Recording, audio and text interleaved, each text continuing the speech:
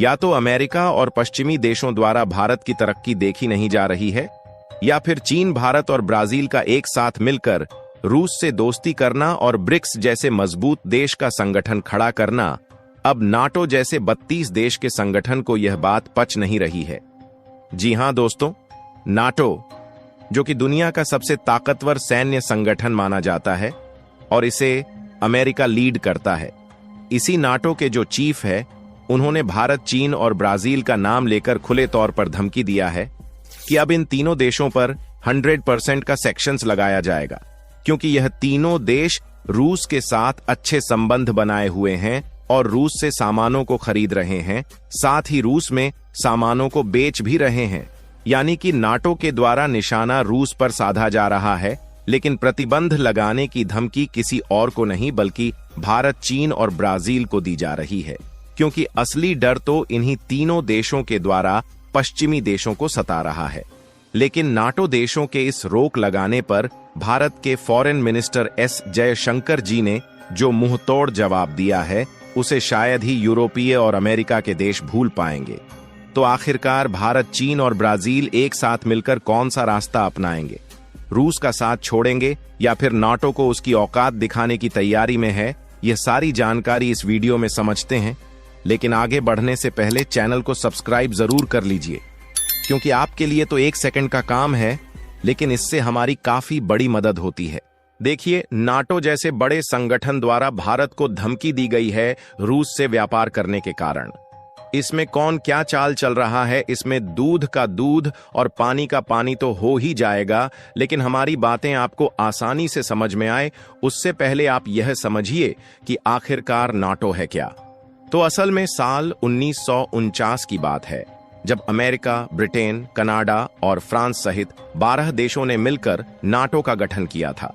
America की अगुवाई में इसकी स्थापना संधि पर वॉशिंगटन डीसी के मेलन ऑडिटोरियम में हस्ताक्षर किए गए थे। इसका मकसद तत्कालीन सोवियत संघ की बढ़ती ताकत यानी यूरोप में विस्तार को रोकना था। नाटो की संधि में यह बात कही गई थी कि अगर इसके सदस्य देशों में किसी पर भी हमला होता है तो नाटो के सभी मेंबरों पर हमला माना जाएगा। ऐसे में नाटो देश उस दुश्मन के खिलाफ हमला बोल देंगे। यानी कि ऐसे में देखा जाए तो नाटो के पास अपनी कोई सेना नहीं है, लेकिन सदस्य देश संकट की स्थिति में सामूहिक सैन्य कार्रवाई कर सकते हैं। कहने का मतलब ये है, सदस्य देश मिलकर एक दूसरे की मदद करते हैं। सरल लहजे में इसे ऐसे समझ सकते हैं कि नाटो के सदस्य देशों को स्वतंत्रता और सुरक्षा की गारंटी देना ही इसका लक्ष्य है। और कुल मिलाकर अमेरिका इसका लीडर बना, क्योंकि इसका गठन अमेरिका ने अपने हित साधने के लिए किया था, ताकि अगर अमेरिका से भी कोई भिड़ने की कोशिश करे तो उन्हें पहले इन नाटो से सामना करना पड़े, जो कि किसी एक देश के लिए संभव नहीं है। लेकिन अब इसी नाटो ने एक नई आग भड़का दिया है। दरअसल नाटो के नए सेक्रेटरी जनरल मार्क रटे ने अमेरिकी प्रेसिडेंट डोनाल्ड ट्रंप से मुलाकात की और इसी बीच धमकी भरा एक बयान दिया कि अगर आप भारत, चीन या ब्राजील के लीडर हैं और रूस से व्यापार कर रहे हैं, तो समझ लीजिए कि मॉस्को में बैठा शख्स यानी पुतिन शांति वार्ता के लिए गंभीर नहीं है। मैं 100% सेकेंडरी सैंक्शन लगाने जा रहा हूं और ये आपको बहुत भारी पड़ सकते हैं। दरअसल भारत, चीन और ब्राजील को अल्टीमेटम देते हुए 100% सेकेंडरी सेक्शंस लगाने की बात कही है। इतना ही नहीं, बल्कि धमकी भरे लहजे में इन्होंने यह तक कह दिया कि भारत, चीन जैसे देशों को पुतिन को फोन करके युद्ध रुकवाना चाहिए, वरना उनकी खुद की अर्थव्यवस्था तबाह हो जाएगी। अब आप पूछेंगे कि नाटो को अचानक इतनी मिर्ची क्यों लगी है? तो देखिए, रूस यूक्रेन युद्ध वॉर को 3 साल हो चुके हैं और यह युद्ध रुकने का नाम नहीं ले रहा। पश्चिमी देशों ने रूस पर हजारों प्रतिबंध लगाए, यह सोचकर कि रूस की अर्थव्यवस्था घुटने टेक देगी और वह युद्ध बंद कर देगा। लेकिन क्योंकि भारत और चीन जैसे देशों ने रूस की नया को डूबने से बचा लिया, इसलिए पश्चिमी देशों ने जैसा सोचा था उसका बिल्कुल उल्टा हुआ। क्योंकि जब यूरोपीय देशों ने रूस से तेल खरीदना बंद किया, तो भारत और चीन ने डिस्काउंट पर भारी मात्रा में रूस से तेल को खरीदना शुरू कर दिया। और इसी को रोकने के लिए अमेरिका ने 500% तक की टैरिफ भारत जैसे देशों पर लगाने की बात कही, लेकिन काम इससे भी नहीं चला, बल्कि रूस से तेल इंपोर्ट कम होने के बजाय और भी ज्यादा बढ़ गया और बीते जून महीने में तो इसने 11 महीने का रिकॉर्ड तोड़ दिया, क्योंकि भारत ने हर दिन रूस से 2 मिलियन बैरल से ज्यादा तेल रोजाना रूस से खरीद रहा है। इससे रूस को पैसा मिलता रहा, जिससे उसकी वॉर इकोनॉमी चलती रही।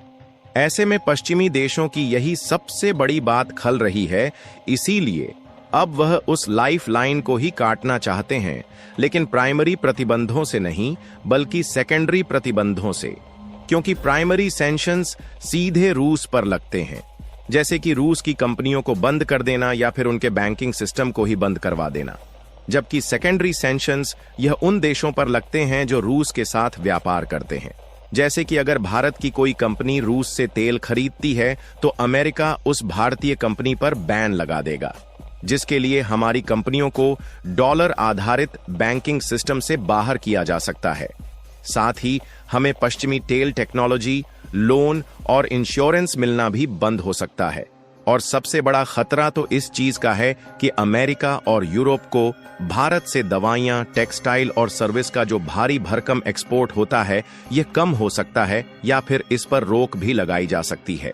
यानी कि यह सवाल उठना लाजमी है कि क्या भारत को अब अमेरिका और रूस में से किसी एक को चुनना होगा, क्योंकि पश्चिमी देशों का दोगलापन इस तरीके से सामने आया है कि अब तक की जियोपॉलिटिक्स का यह सबसे बड़ा क्षण प्रतीत हो रहा है। फिलहाल मैं आपको एक बात क्लियर कर दूं कि नाटो की धमकी जरूर इस बार तीनों देशों को एक साथ मिला है, लेकिन ऐसा नहीं है कि भारत से यह सवाल पहली बार पूछा गया है, बल्कि देखा जाए तो जब भी हमारे विदेश मंत्री एस जयशंकर जी यूरोप या अमेरिका जाते हैं तो उनसे यह सवाल जरूर पूछा जाता है कि आप रूस से तेल क्यों खरीद रहे हैं। और आपको उनका वह ऐतिहासिक जवाब तो याद ही होगा, जहां उन्होंने कहा था, हम रूस से तेल खरीदकर असल में दुनिया पर एक उपकार कर रहे हैं, क्योंकि सोचिए अगर हम यह तेल रूस से न खरीदकर मिडिल ईस्ट से खरीदते तो मार्केट में तेल की कमी हो जाती और कीमतें आसमान छूने लगती। और हाल ही में एक रिपोर्ट भी निकल कर आई थी जिसमें बताया गया था कि भारत ने दुनिया को बचा लिया, क्योंकि अगर नहीं खरीदा होता रूसी तेल तो आज कच्चे तेल की कीमत $130 को पार कर गई होती, जो कि आज 65 से $70 के बीच है। फिलहाल नाटो और अमेरिका की सीधी धमकी के बाद हमारे पास गिने चुने ही विकल्प हैं कि या तो दबाव में झुक जाए और भारत धीरे धीरे रूस से तेल खरीदना कम कर दे और अमेरिका के साथ बातचीत करके इन प्रतिबंधों से बचने की कोशिश करे, लेकिन इससे हमारी एनर्जी, सिक्योरिटी और इकोनॉमी पर असर पड़ेगा। इसीलिए हमें डटे रहना होगा और भारत अपने स्टैंड पर कायम रहे, साथ ही कहे कि हम एक स्वतंत्र देश हैं और अकेले अपने फैसले खुद लेंगे, जिसके लिए हमें ग्लोबल साउथ के बाकी देश जैसे ब्राजील, दक्षिण अफ्रीका को साथ लेकर पश्चिमी दबाव के खिलाफ एक मोर्चा बनाना पड़ सकता है। सबसे अच्छी बात तो यही है कि रूस युद्ध को बंद करने को तैयार हो जाए, जिससे यह पूरा संकट ही टल जाएगा। वैसे तो यह समय भारत की विदेश नीति की सबसे बड़ी परीक्षाओं में से एक है। बाकी आपके इस पर क्या विचार है, अपनी राय भी कमेंट में जरूर बताएं और इस वीडियो को एक लाइक करके अपने मित्रों तक शेयर जरूर करें ताकि उन्हें भी जानकारी मिल सके। इसी तरह और भी नॉलेजेबल वीडियो देखने के लिए चैनल को सब्सक्राइब करके बेल आइकन को ऑल पर जरूर सेलेक्ट करें। जय श्री राम।